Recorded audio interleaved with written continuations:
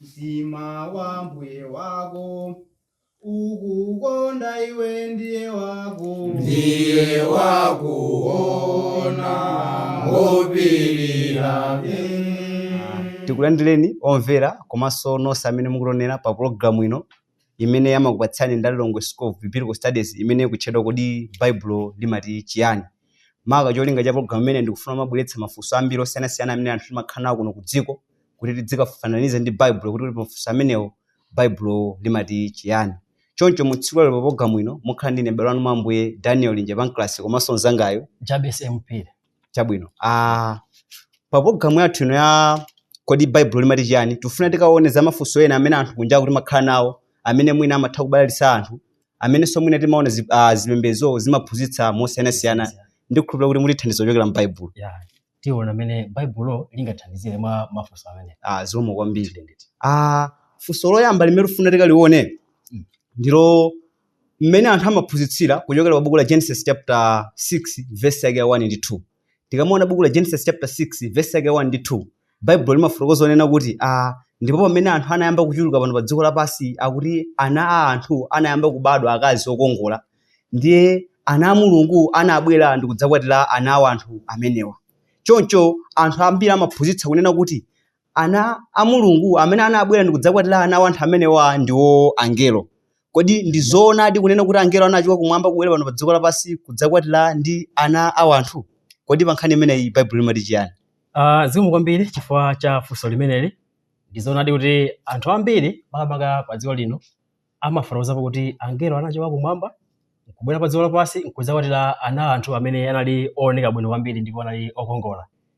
Koma tikabwera ku buku limene la Genesis chapter 6 tatiye tiwerenge makamaka kuti tidziwe bwinobwino kuti kodi buku limeneli likutipatsa dizo kuti angelo anachoka kumwamba kubwera pa dziko lapansi kapena limatipatsa chani kwenikweni.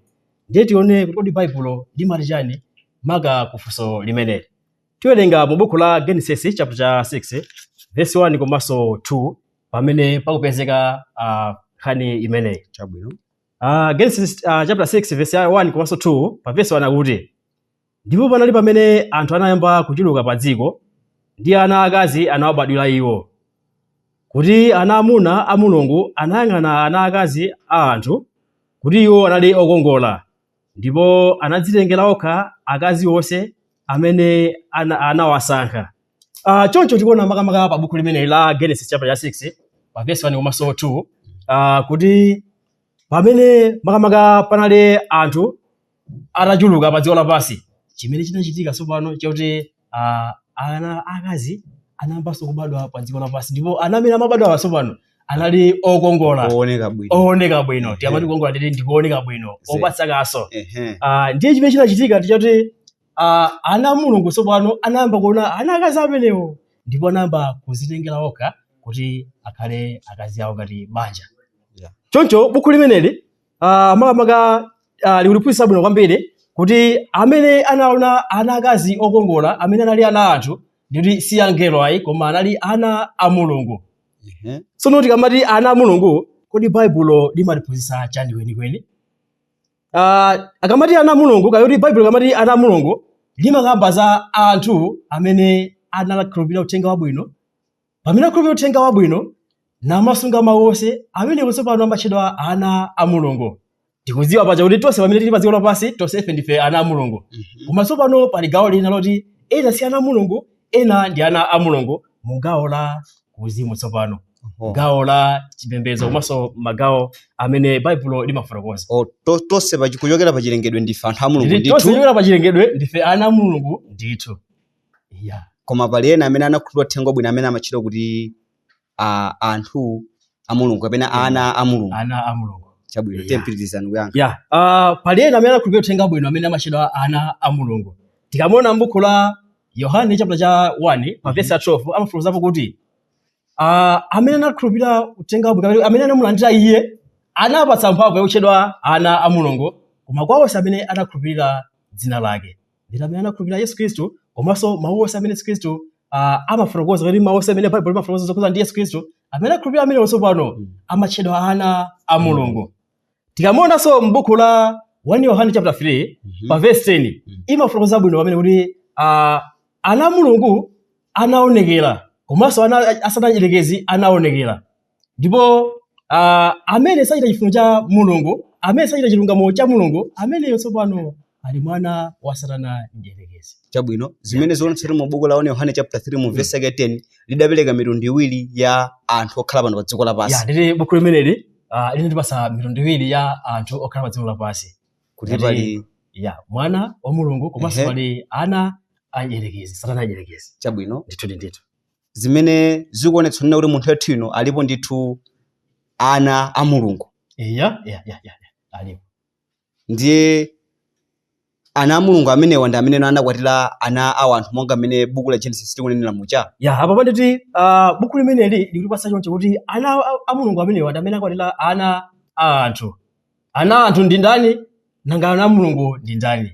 Ngasi poti anthu amaphunzitsa kwambiri makamaka kuti ana a Mulungu amenewa amati ndi angelo.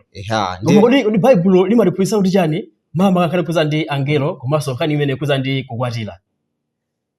Tikamona mu buku limene la Mateyu chapter cha 22 pa verse 23 mwatsika musimu timaonapo kuti asanduki amene sankakhulupirira za kuuka kwa akufa anamkumana anapeza Yesu ndi kumfunsa mafunso.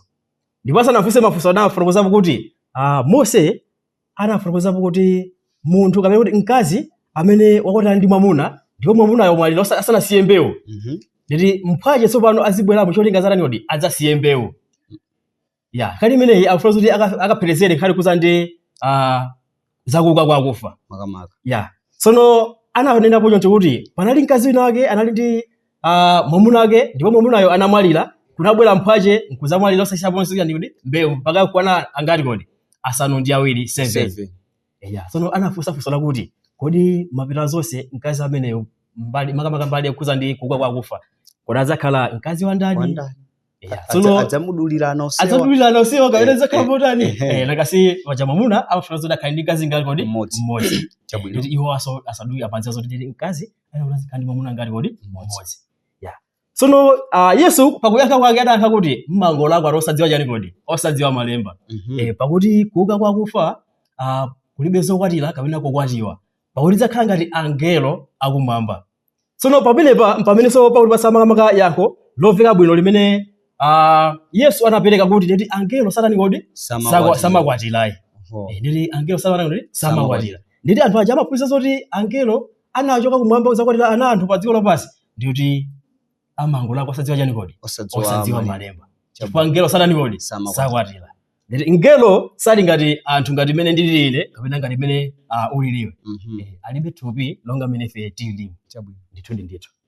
Mwachidule ndiye kuti munthu amakwatira chifukwa cha chilako lako.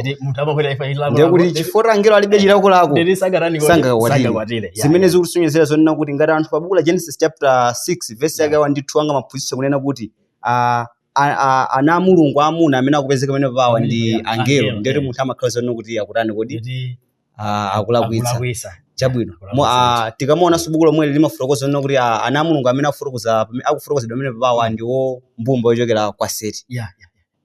Tikamaona za Kaini ndi Abele, Kaini ndi kupha m'bale wake uja. Ndiye kuti anthu amene amabadwa kuchokera ku mbumba ya Kaini ndi amene akutchedwa kuti ana wa anthu chifukwa yonena kuti abadwa komanso akuchita za machimo. Ndiye kuti ali ngati anthu apa dziko lapansi. Anthu amene akubadwa kuchokera kwa Seti ndi anthu amene akutchedwa kuti ana a Mulungu chifukwa yonena kuti akumatsatira khalidwe labwino la Atate wawo limene Mulungu adalamulira kunena kuti anthu pa dziko lapansi adzikhala mwa makhalidwe amenewo. Tizoona ali ndithu kuti palidi kusiyana choncho kuti mbumba ya Seti ndi imene imachedwa ana a Mulungu ndipo mbumba ya Kaini ndi imene imachedwa ana a anthu. Chifukwa chakuti Kaini anachoka pamaso pa ndani kodi pa Mulungu. Baibulo likamati munthu wachoka pamaso pa Mulungu ndi limangotanthauza kuti munthu iso pano wachimwa pamaso pa ndani kodi pamaso pa Mulungu. Chifukwa chimene chimachotsa munthu pamaso pa Mulungu ndi uchimo.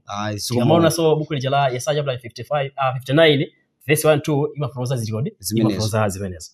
Tithokoze makamakaso pamene munazati pangalifa ku buku la 1 Yohane chapter 3 mu verse yake 10 pamene munafotokozako za mitundu iwiri ya ana anthu opezeka pa dziko pamene munanena kuti pali makamaka mitundu ya ana opezeka pa dziko kuti pali ana a anthu komanso pali ana a Mulungu. Ndiye ngati ana mulungu amene akupezeka buku la Genesis tinganene kuti ndi angelo kuti tikanenenso kuti munthu yathu tili ndi angelo ndiye kuti ndiye kuti apapa amangofunadi kutanthauza kunena kuti anthu amene amachita chifuniro chake ndi amene amachita kuti ana a mulungu. Tithokoze pafunso limenelo mwatiyankha bwino. Koma tikamabweranso ku dziko pali nkhani inanso imene anthu makamaka amaphunzitsa mosiyanasiyana imene sindikudziwa kuti inuyo pa Baibulo mulithandiza bwanji kapena kuti Baibulo limalipo chiyani. Makamaka tikamaona mu buku la Exodus chapter 20 komanso tikamabweranso ku buku la Deuteronomy pamene amakamba nkhani makamaka yokhudzana ndi kulangana chifukwa cha atate awo. Kodi pa nkhani imeneyi Baibulo limali chani? Kodi chifukwa choti ine kholo ndikuchita machimo ndiye kuti ana anga akafe chifukwa cha ine? Kapena chifukwa choti ine ndikuchita machimo ndiye kuti ana anga ine ndikafe chifukwa cha ana anga? Kodi pamene papa mungathandizepo motani? Okay, funso labwino kwambiri. Mwinaso funso likhoza kuti lachokera ku mbumba ya Kaini. Se Kaini anali munthu oti ndi wochimwa pamaso pa Mulungu, anachoka pamaso pa Mulungu chifukwa cha uchimo. Ndi mbumba yake tsopano imene ikubadwako ikuchedwa ana anthu chifukwa chani? Chifukwa kuti ndi sakupanga chifuniro ndani kodi? Chifuniro cha Mulungu. Tsono nkhani ngati imene kayo funso ngati limeneli Baibulo limathandizanso momveka bwino ku funso limeneli.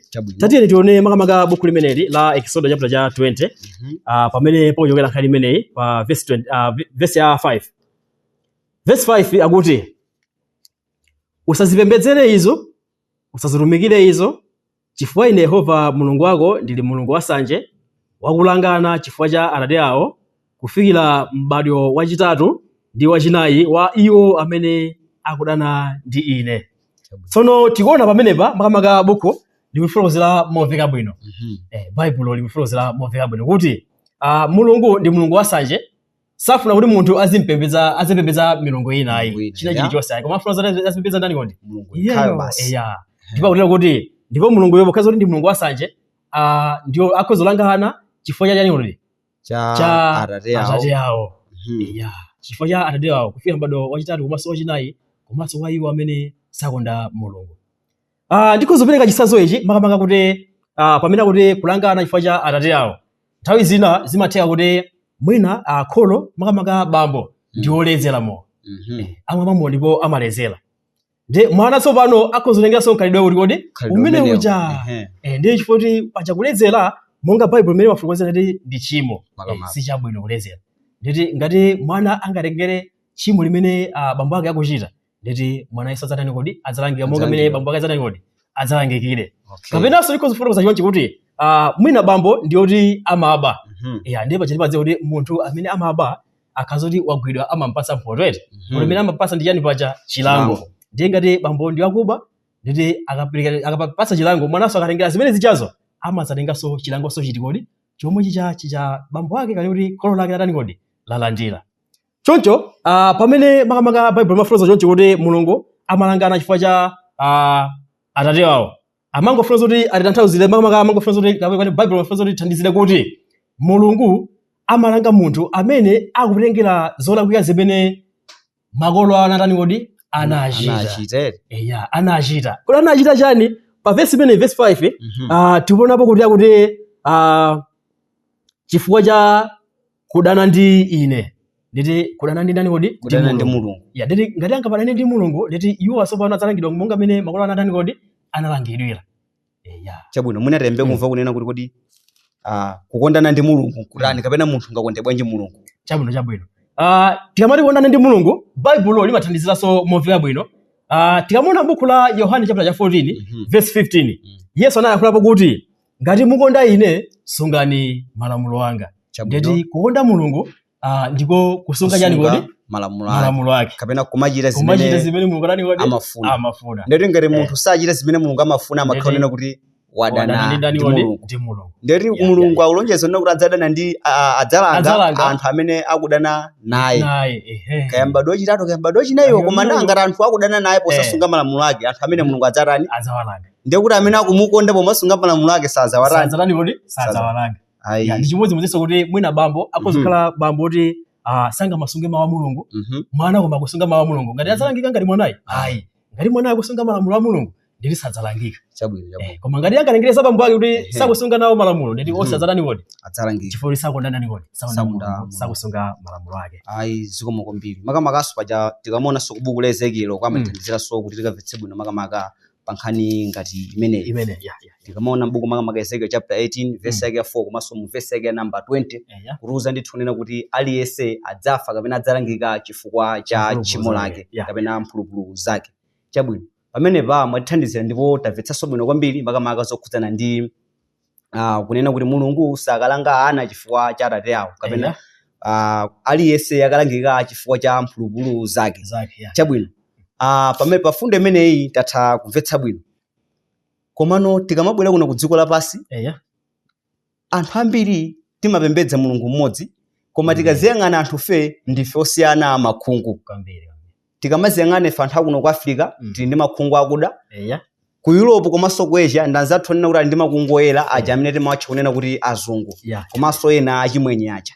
Kodi nzoona ndithu kunena kuti chingakhale timasiyana khungu anthu ferosefe ndifo chokera kwa Adamu ndi Hava kapena pachiyambi paja Mulungu adalenga Adamu folo ndi Hava folo amene anatulutsa anthu osiyanasiyana mitundu chonchi? Chabwino iliso ndifunso labwino limene Bible lingatithandizire makamaka pa programu athu imene yakuti kodi Bible limati chani. Ndizoona kuti anthu ambiri makamaka pa dziko lapansi timafunsa kuti timakhala tikufunsana kapena timakhala ndi mafunso osiyanasiyana amene mwina nthawi zina sitikhala ndi mayankho enieni yakuti pa dziko lapansi Mulungu amati anatenga yani kodi tonse kuti anthu amati Mulungu anatenga anthu tonse koma chifukwa chani tili ndi makungu osiyanasiyana kapena kuti matupi osiyana ena timati azungu amene ali makamaka khungu lotani kodi loyera komanso kuli akaladi amwenye ndi ena amene ali mu dziko lapansi. Tsono funso nkumati kodi tonsefe tinachokera kwa Adamu ndi Hava kapena ayi? Funso limeneli makamaka ndiyankha kuchokera makamaka mu ngodya zitatu kapena fundo zitatu zimene zingathe kutithandiza kuti tiyankhe funso limeneli. Koyamba makamaka tiyankhapo kuona history tikamati history mbiri zimene mabuku ambiri adalembera mabuku a history kodi anafufuza zoti makamaka nkhani imeneyi kuza ndi kusiyana kwa khungu. Kachiwiri tidzayankhapo makamaka kuti zitithandizanso kuyankha kudzera mu mmene azathu asayansi amafotokozera. Chabwino asayansi amati chani makamaka kumbali imene kuti nchifukwa ndimakhala kuti anthufe tikusiyana khungu kapena skin. Chomaliza tizaona kuti Bible limati chani monga mapulogalamu yathu kodi Bible limati chani kodi Bible yankha kuti chani pamene tiyembekeze kuyankhidwa kwa funso kuchokera mu ngodya zitatu. Tayamba ni kuti fotokozera makamaka nkhani yokhuzana ndi mbiri kapena history kunena kuti kodi mabuku amanena kuti chani. Chabwino mabuku kumbali imene yokusiyana kwa makungu tikamona makamaka tikabwera mu Bible chifukwa cha Bible lonso ndi buku limodzi limene imatuza za history zambiri imene kalelo anthu anakhalira choncho tikabwera mu buku lopatulika Bible tikamona ku buku limene la Genesis timaonapo kuti pamene dziko lapansi linavunda ndi uchimo nditi Mulungu anapanga dongosolo loti dziko lonse atani kodi aliononge ndi chigumula nditi mvula ija imene ndi anamuwuza Nowa kuti amange chani kodi chingalawa kayoti chombo. Tsono atamanga chombo chimenechi zimene zinachitika nditi Nowa analowa mu chombo mmenemu ndi ana ake okwana atatu anawo ndi amuna khokha Semu, Hamu komanso Yafeti. Tsono ana amenewa analinso ndi azikazi awo analowaso mu kodi mmenemu ngati 6 Nowaso analowaso mchombo chimenechi ndi ndani kodi ndi mkazi wawo ngati kodi 8 tsono kunenera kuti madzi aphwa pa dziko lapansi chigumula nditi chapita nditi chingalawa chatera pansi nditi anthu aja atuluka mmenemu makamaka mu chingalawa. Tsono pamene atuluka mu chingalawa mmenemu nditi anthu aja anabalalika ku dziko lapansi kutenganso lamulo lija Mulungu ananena zoti muchilokane muzaze chani kodi dziko lapansi ndipo zaza dziko lapansi linachitika chani nditi anayamba kugawana kupita madera osiyanasiyana. Chabwino tsono history imatifotokozerapo so kuti ana amenewa anapita madera osiyanasiyana so wana ngati kodi atatu kapita madera osiyanasiyana ngati ngodya zitatu. Wina anapita ku makamaka Africa komanso wina ku Asia wina ku Europe nditi ngati afuna zoti azaze chani kodi dziko lonse kuti alizaze. Tsono tikuona pamenepo kuti amene anapita makamaka history imafotokoza kuti amene anapita ngati ku Africa ameneyo ndi Kushi Kushi anali mwana wa Hamu. Oho. Eya ndi mdzukulu wa ndani kodi wa Nowa. Ndidi wapita ku Africa. Koma osewa tsopano kuchokera mu chani kodi mu mbadwo umodzi wa Nowa umenewo. Ndeti history imafotokoza ziti kodi imafotokoza zimenezo. Ndiye kuti semu ndi afeti ndi wina uja amene anapita wina ku Asia, wina apita kuchani kodi ku Europe. Ya kuja kumene tili ndi achimwenye komanso azungu kumene. Ndiye kuti ku Africa pamene akuda kumene kwabwera yotchedwa Hamu amene anabereka mwana wake otchedwa Kusi. Chabwino tathokoza mwithandiza kumvetsa bwino makamaka pafunso limeneli mwambiri komanso mu history yokha kuonetsa kudziwanso komanso kuona kunena kuti zikuoneka bwino kuti Yosefe tinachokera kwa munthu mmodzi amene Nowa kuchokera pa nthawi iyo anachokera kwa ndani kodi kwa Adam. Chabwino tithandizenso kuyankha funso limeneli monga mwanena kale mu gawo la number 2 la chiwiri. Mu gawo la number 2 ndinafotokoza kuti gawo limene likhala gawo la science monga amene azathu a science amafotokozera. Azathu a science makamaka munkauniuni wawo amafotokozapo kuti kuti zikhala ndi makungu atufe osiyanasiyana chifukwa cha zinthu zimene zimapezekaso mkati mwa matupi athu monga ma genes komanso monga ma melanin. Chabwino genes komanso melanin. Genes komanso melanin. Chabwino timaona kuti munthu amakhala ndi ma genes osiyanasiyana monga XX genes zimenewe YX genes. Sono zimene zimampangisa kuti munthu azikhala ndi chani kodi ndithu makamaka khungu lakuda kapena loyera. Ndikozopeka chisazo kuti mabanja osiyanasiyana mmapezekaso ana amene ali ndi makungu osiyanasiyana. Mwina kutia kuti inu muli ndi banja nditi mbanja mwanu mukabadwa mwana amene ali albino. Nditi pamene zimakutanthauza kuti nditi majizi yanu ndio ambiri ochuluka amene ali mkati mwa thupi osiyanasiyana. Nditi nkutia kuti mkozo ubereka mzungu komanso zikozotheka kuti mukhale ndi mwana wakuda chifukwa cha machani kodi majizi. Chinanso ndi monga amene afotokozera kuti melanin. Melanin ndi imodzinso imene imapangisanso kuti munthu akhale ndi khungu lakuda kapena khungu loyera. Makamaka zimatengeranso ndi malo amene munthu alili. Ngati munthu ali ku malo otentha amakhala ndi melanin yochuluka. Melanin yochuluka imeneyi imampangisa munthu uja kuti imuteteze kudzuwa yakawiri kuti kutentha kucha kuti thupi lisanani kodi lisanongeke ku heat. Tikhoza ndacho kuti ku heat. Pamene munthu amene ali ku dera loti lozizira amakhala ndi melanin ochepa. Chifukwa chani ndikuti ndikozizira kale. Ndipo thupi lake silingatani kodi silingaonongeke chifukwa cha kuzizira kucha. Chifukwa kenso mwina muzaona kuti pamene pale munthu amene ali ndi khungu la albino amakakamizidwa kuti azikhala malo anthuzi. Chifukwa chani yewo chifukwa kuti amakhala ndi melanin yotani kodi ochepa. Nditi thupi lake likhoza kuonongeka mofumira ku makamaka kudzuwa. Chifukwa amakamizidwa kuti mwina azivala zisoti kapena zikhala panthuzi. Zimene zikuonetsa kuti mthupi mwa munthu mukakhala melanin ochepa zimapangitsa kunena kuti munthu akhale woyera.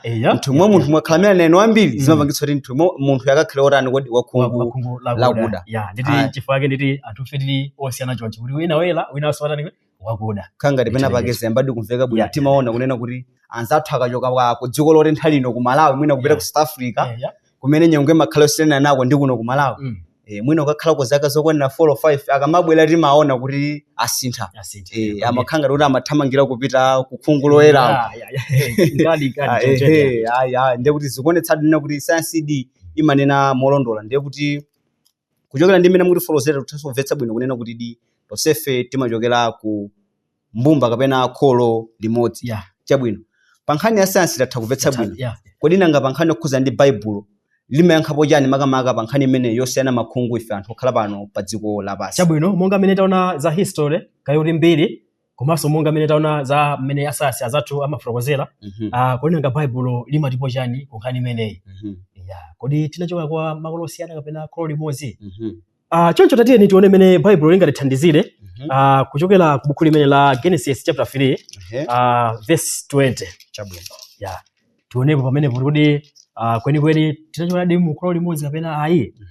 Chapter 3 verse 20 buku la Genesis pa verse 20 akuti ndipo mwamuna anamutcha dzina lake mkazi wake Hava chifukwa ndiye amake wa amoyo onse. Chabwino. Tsono pamenepa Baibulo sopano likuthandiziraso kuti tidziwe kuti tonsefe ngakhale ndife anthu a makungu osiyanasiyana loyera komanso lakuda, koma tonsefe tsopano ndife ochokera kwa ndani kodi?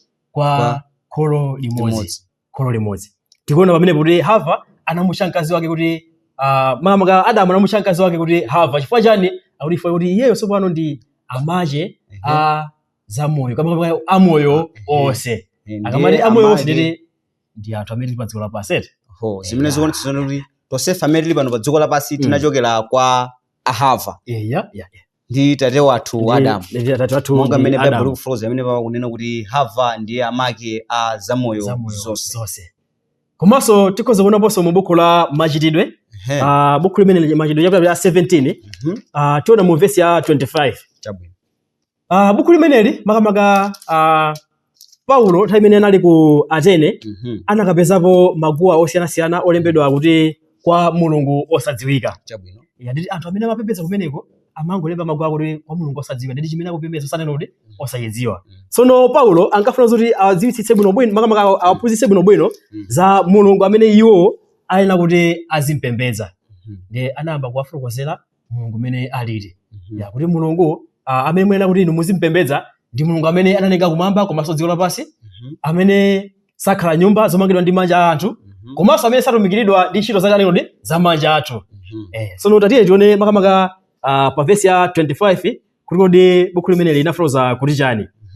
Pa verse 25 buku la Machitidwe chapter 17 akuti chapter 25 komanso kutsika 26. Satumikiridwa ndi manja a anthu monga osowa kanthu, popeza iye mwini apatsa zonse, moyo ndi mpweya ndi zinthu zonse. Ndipo ndi mmodzi analenga mitundu yonse ya anthu kuti akhale ponse pa nkhope ya dziko lapansi, atapangiratu nyengo zawo ndi malekezero apo khala pawo. Tsono tikuona pamene pasopano kuti Mulungu pokhala zoti ndi Mulungu so mmodzi, ndeti iye tsopano akuti analenga anthu tonse kwa mwandani kodi mmodzi. Kuti tikatero tikhale pa nkhope ya dziko lapansi. Amati pa nkhope ya dziko lapansi ndi dziko lonse lapansi. Ndeti anthu onse amene ali pa dziko lapansi amene watsopano anachokera kwa ndani kodi? Kwa munthu mmodzi amene ndi Hava. Monga mmene tinaonera buku lija la Genesis chapter 3 verse 20 amene amafotokoza nena kuti ndi amake a zamoyo zonse. Zimene mwatha kutithandizira bwino ndithu tikathe kudziwa ndithu kunena kuti tonsefe pano amene tili pano pa dziko lapansi tilipo chifukwa cha anthu awiri amene anakhala pano pa dziko lapansi. Ndiye kuti munkafotokozedwe kwanu tatha kuona pamene mwafotokoza zokhuzana ndi mbiri kuti mbiri imati chani, pamene mwatitengera makamaka kuchokera pa chigumula kuti tikathe kuona kunena kuti chitatha chigumula ana atatu a Nowa aja anabalalika madera osiyanasiyana, ndipo mmodzi otchedwa Hamu amene anabereka Kushi ndi amene anabwera kuno kwa Afrika. Zimene mabuku a history kapena ambiri amasonyeza zimenezo. Ndipo mwatithandiziranso pamene mafotokoza za science, pamene munafotokozanso kwambiri zokhuzana ndi melanine. Ndipo mwatithandiziranso kuchokera pa buku limeneli Bible, pamene tinawerenga buku limeneli la Genesis komanso buku la Machitidwe atomu. Omvera imeneyi pamene ndipo pamapera program yathu imeneyi ya kodi Bible limati chiyani, imene amakupatsirani ndi Lilongwe School of Biblical Studies. Nkutheka kuti muli ndi mafunso kapena ndemanga kuchokera pa program imeneyi komanso ma program ena onse, tumizani funso lanu kapena ndemanga yanu kudzera ku nambala iyi 0 766 018. Ndipo mu tsiku la lero muna ndine m'bale wanu Daniel Njepanclas kuchokera ku mpingo wa Khristu wa kumene umapezeka ku Ntakataka ku Dedza. Ndilinso ndi m'bale wanga uyu Jabes Mpiri kuchokera area 25 Lilongwe. Ndikupempheni omvera komanso onera kuti mu program yotsatira mudzakhalepo mpa pamene tifunanso tidzakambirane za mafunso ena amene anthu timakhala nawo kunjako kuti tidzaone kuti kodi Bible limati chiyani. Mtima wa Mbuye wako ukukonda iwe ndiye wakuona ngopirira. Mtima wa Mbuye wako ukukonda iwe ndiye wakuona